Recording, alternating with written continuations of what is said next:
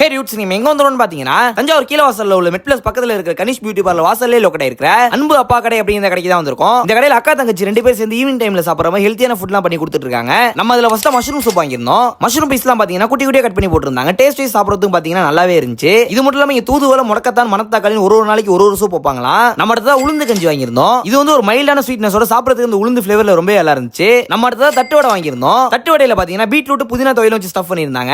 அந்த புதினா துவையலோட light spiciness சாப்பிடுறதுக்கு சூப்பரா இருந்துச்சு. நம்ம அடுத்ததா காலிஃபிளவர் 65 வாங்கியிருந்தோம். இங்க நீங்க எந்த ஐட்டம் வாங்கினாலும் 40 ரூபாய்க்கு மேல போகாது.